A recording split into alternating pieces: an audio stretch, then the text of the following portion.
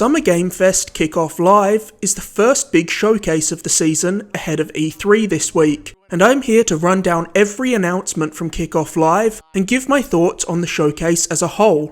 If you enjoy this video, make sure to like and subscribe, as I'll be making a video like this for every showcase coming up. And when all is said and done, I'm going to make a video ranking the conferences. Before we get into it, I'd like to just quickly get a couple of caveats out the way.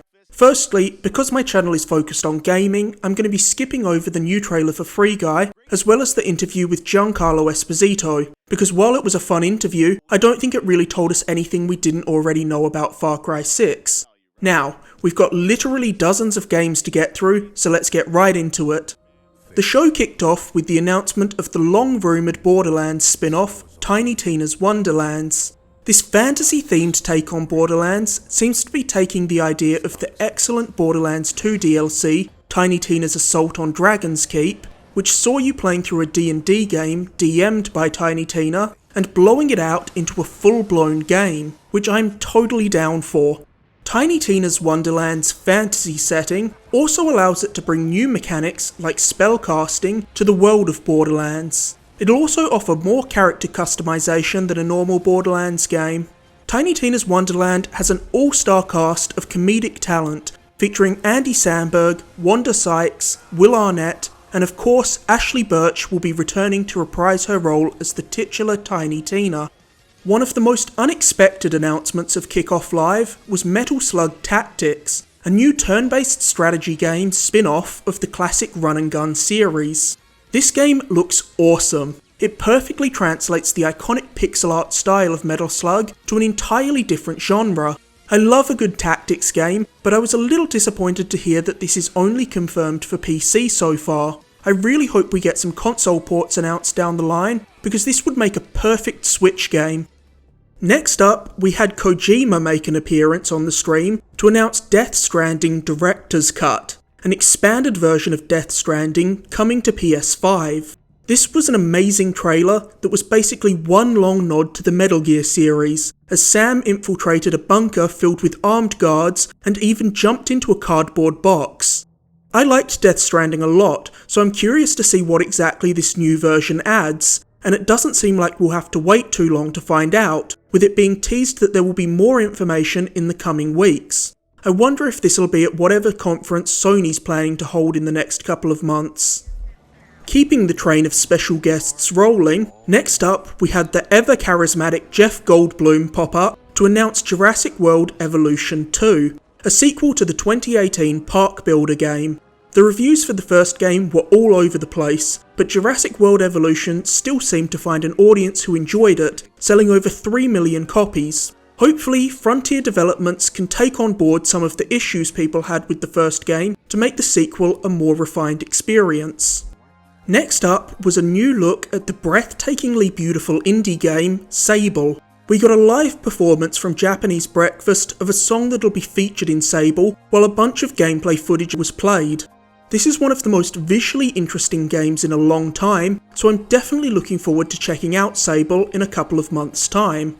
Lost Ark is a Korean MMO that's being brought to the West by Amazon Game Studios. I'm not a huge MMO person, in fact I've only ever dabbled in two of them, DC Universe Online and Final Fantasy XIV, and I only played both of those because I had a pre-existing attachment to the IPs they were based on. But I thought this game looked surprisingly good. Lost Ark has a great art style, some interesting looking environments, and I really liked its monster designs. So this could be something worth keeping an eye on if you're into MMOs.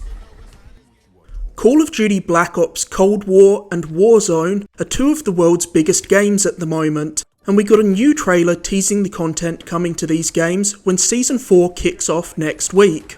Season 4 sees the addition of new weapons, maps, operators, and brand new zombies content. So if you're into Call of Duty, you've definitely got a lot to look forward to.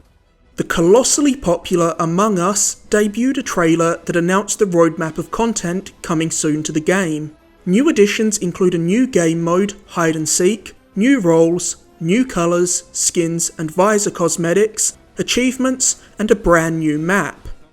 Next up, we had PlayStation's Shuhei Yoshida discuss a couple of indie games coming to PlayStation platforms soon, the first of which was Chivalry, A Colourful Tale, a game with a colouring book inspired aesthetic where you paint the world to solve problems. The second game Shuhei was here to discuss was Salt and Sacrifice, a sequel to the side-scrolling Soulsborne style game, Salt and Sanctuary. Salt and Sanctuary was a really cool game, though I never actually finished it, so I might have to go back to Salt and Sanctuary to get ready for its sequel. Salt and Sacrifice seems to have more mobility options than its predecessor thanks to the addition of a grappling hook, and it can also be played entirely solo or co-op. Solar Ash is the new game from Heart Machine, the studio behind Hyper Light Drifter, and it looks absolutely stunning. Traversal in this game looks so fluid, as the protagonist effortlessly skates along every surface of the world. This new gameplay trailer also showcased a boss fight that had some major Shadow of the Colossus vibes, which is always exciting to see. A new trailer for the brutal and bloody Chivalry 2 showcased the game's medieval melee combat action. Chivalry 2 features epic online battles where 64 players hack away at each other with all sorts of weapons. Chivalry 2 already came out earlier this week, so it was a little bit of a weird inclusion, but if you're looking for something new to play with friends, this definitely looks like a lot of fun. Maybe the worst inclusion in this showcase was a tease for Valorant's new agent. This teaser was literally about 5 seconds long, so it didn't really tell us anything, leading to Jeff Keighley literally joking about the trailer's brief length afterwards. Escape from Tarkov is a multiplayer first-person shooter, and from what I've heard, it's one of the most hardcore shooters in the space. We got a look at a trailer showcasing a new map, Streets of Tarkov, that's coming to the game soon. 2 Point Campus, the follow-up to 2 Point Hospital, was officially revealed with the trailer. This is unfortunately another game that leaked before it could be officially announced. As the name implies, 2 Point Campus sees you building and maintaining a university, and it maintains the same cartoony art style of 2 Point Hospital. An unexpected collaboration between Netflix and Smite sees Stranger Things characters coming to Smite. 11, Hopper, the Demogorgon and the Mind Flayer will be added to the popular MOBA next month, along with a new Upside Down themed arena map. This isn't the first crossover collaboration for Smite though, with Avatar The Last Airbender content being added last year. We're used to seeing new game announcements at this kind of event, but what we don't usually see is the announcement of a new publisher. Prime Matter is a new publishing label that was announced with a trailer showcasing 12 games they're going to be publishing. There was way too much info in this brief teaser to possibly run through it all, but among the biggest games Prime Matter will now be publishing are Payday 3, Gungrave Core, Kingdom Come Deliverance, and a new game in the Painkiller series from Saber Interactive. The Anachrosis is a new co-op shooter that sees you fighting off hordes of aliens. This is another Left 4 Dead style game, though this game is noticeably less grim and violent than Left 4 Dead or its spiritual successor Back 4 Blood. The Anachrosis looks extremely basic visually, but hopefully it'll be fun. It's also worth noting that the Anachrosis will be available on Xbox Game Pass day 1. On the same day Fast 9 hits theatres, some of the most iconic cars from the Fast and Furious franchise will be available in Rocket League. Brian's Skyline, Dom's Charger, and the rocket-propelled car we've seen in Fast 9's trailers will all be added to Rocket League on the 17th. I'm a sucker for this dumb franchise, so I'd be lying if I said I wasn't a little tempted to grab these vehicles. Vampire the Masquerade Bloodlines 2 may be trapped in some kind of development hell, with its production being shifted over to another studio, but the series spin-off Blood Hunt is still going full steam ahead, with a new trailer being shown. Blood Hunt is a free-to-play battle royale that sees you juggling an assortment of weapons and vampiric powers to get the better of your opponents. House of Ashes is the third game in the Dark Pictures anthology, and we finally got the first full trailer at this showcase. House of Ashes, like its predecessors, is an interactive drama, and it's got the most interesting premise for a Dark Pictures game yet. Taking place in 2003 during the Iraq War, House of Ashes sees a group of soldiers from both sides becoming trapped underneath a temple, being pursued by creatures that have been awoken by the conflict. so it'll require them to put their differences aside and work together to get everyone out alive. Tales of Arise is the latest game in the long-running Tales series, and it seems to be the franchise's most ambitious title yet. This new trailer showcased more of Tales of Arise's stylish visuals and action-packed gameplay. This looks like a huge leap forward graphically for the Tales of series, so I hope the quality of its gameplay matches the fidelity of its graphics.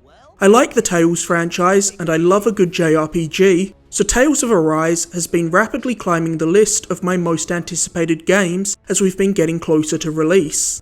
Sky is finally coming to Switch on the 29th of June. I've played all of that game company's prior games, Flow, Flower and Journey, but I've held off on Sky because it was previously only on mobile, and that wasn't how I wanted to experience it. So I'm excited that I'll finally be able to check it out later this month. If you haven't played one of that game company's prior games, they tend to make laid back and very artistic experiences that you can generally finish in a sitting. But interestingly, Sky has in-game seasonal content that's meant to keep you coming back. Planet of Lana is a whimsical new puzzle game with breathtaking hand-painted visuals. This was one of the most intriguing reveals of the night for me, and I can't wait to see more of this game. Seeing as Microsoft have seemingly struck a deal for console exclusivity for Planet of Lana, I hope we see more of it at one of Xbox's events this year. Another very strange and brief inclusion was the reveal of new character models for two of Overwatch 2's heroes, Baptiste and Sombra. Blizzard showed so little that I don't even know why this was included in the show. Overwatch 2 is going to be drastically shaking things up, with Blizzard recently announcing that it'll be ditching the 6v6 formula of Overwatch in favour of 5v5 matches. Overwatch 2 also has a huge focus on implementing more PvE content to the world of Overwatch, which is exciting for me as I'm always more drawn to PvE experiences than competitive online multiplayer. Dungeons & Dragons Dark Alliance had a bizarre gameplay showing with Jeff Keighley, a developer, and a couple of celebrities playing the game. I always hate this kind of demo. It always feels weird and forced, and it really breaks the pacing of a conference. Dungeons & Dragons Dark Alliance is something of a spiritual sequel to the beloved Baldur's Gate Dark Alliance games from the early 2000s, bringing back the classic hack-and-slash RPG hybrid gameplay. Dark Alliance is another game that'll be on Game Pass day one, so if you're an Xbox player, there's going to be nothing to lose by giving it a shot. Another cross-media collaboration sees characters from Rooster Teeth's Genlock coming to hero shooter Paladins. I'm not a Paladins player, and I've never watched Genlock, so this announcement didn't do much for me. But hey, if you're into either of these things, maybe this announcement spoke to you. Monster Hunter Stories 2 debuted its story trailer. If you're not familiar with the Stories games, they're spin-offs of the beloved Monster Hunter series that ditch the standard action-heavy mechanics of Monster Hunter in favour of turn-based JRPG combat. They're also a lot more story-driven than your average Monster Hunter game. I absolutely love this game's art style. In fact, personally, I think I like this game's vibrant and colourful visual style more than the art style found in the core Monster Hunter games. I like Monster Hunter fine, but I usually find myself burning out on the mainline games quite quickly. But being a fan of JRPGs, and with the Switch having a pretty light lineup of games over the past few months, I'm definitely looking forward to giving this game a shot. Wavebreak showed a new trailer along with a live performance from Weezer of a new song that's featured in the game. Wavebreak is such a unique looking game. It almost looks like a combination of a vehicular combat game and a Tony Hawk game. It was also announced that the PC and Switch versions of Wavebreak are available right now, as is the new Weezer song Tell Me What You Want.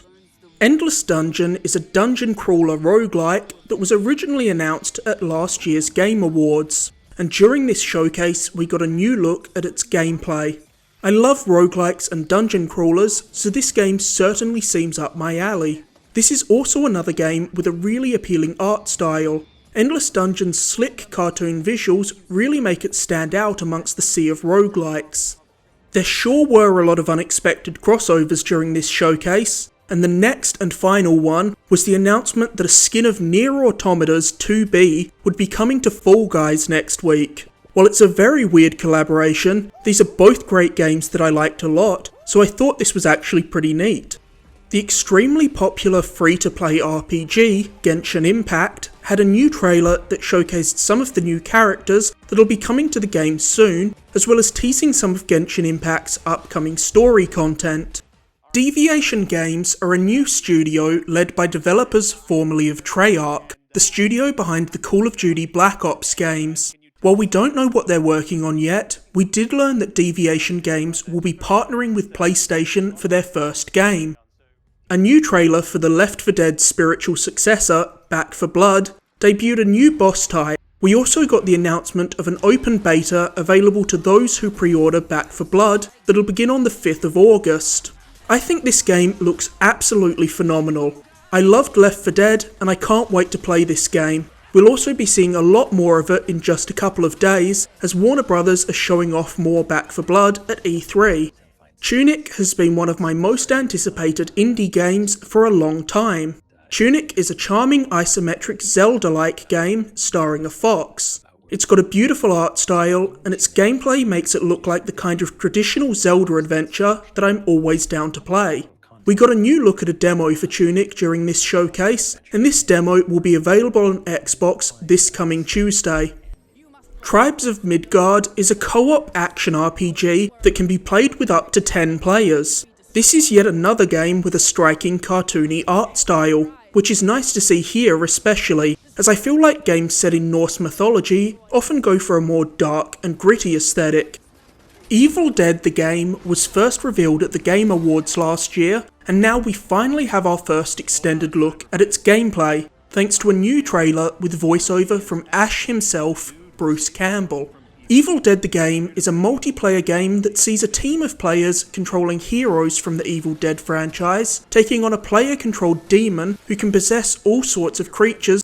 The heroes have to gather pages from the Necronomicon and other artifacts from the Evil Dead series, and once they have enough, they'll be able to cast a spell to send the demon back to hell, with the demon's goal of course being to wipe the team out before they can do this. The heroes can alternate between both melee weapons and guns to fight off hordes of enemies. Evil Dead the game has shades of the Friday the 13th and Predator games, but it looks a lot more polished than either of those. Finally, we get to the big one, Elden Ring. After months of speculating on when we'd next see this, we finally got a meaty new trailer for From Software's next game. I'm a huge Soulsborne fan, so I've been dying to see more of this game since its reveal at Xbox's conference back at E3 2019. And man, this trailer did not disappoint. It showcased a whole lot of gameplay and gave us a good idea of how Elden Ring will differ from other Souls games. Firstly, Elden Ring looks a lot more open than any prior FromSoft game. You'll even have a horse to navigate its open world. The horse also seems to be further implemented into gameplay than as just a means to get from point A to point B, with this trailer also showing off horseback combat. Elden Ring also feels far more like Dark Souls visually and tonally than any of From Software's other games, which is great news to me because while I adore Bloodborne and Sekiro, the first Dark Souls still remains my favourite of their games. The creature design in this game looks absurdly good. I truly think that From Software make the most impressive looking monsters and enemies in gaming, and they seem to be at the top of their game with Elden Ring. I could rant all day about how much I loved this trailer, so I'm just going to wrap it up here by saying that I think this game looks incredible, and I can't wait to finally play it next year. And with that, we're done with Summer Games Fest Kickoff Live. Overall, I thought this was a very good showcase. I think Jeff Keighley is one of the best hosts in the industry, and you can tell that he really cares a lot, not only about the shows he puts on, but also about games in general. I thought this showcase dropped off a little bit in the middle, which made its hour and 40-minute runtime drag a bit, which is why I wouldn't go as far as to call this a great presentation, but overall, I still had a really good time watching this stream. Thanks for watching. If you enjoyed this video, please like, subscribe, or leave a comment. And keep an eye out for my upcoming videos covering all the big announcements of E3 2021.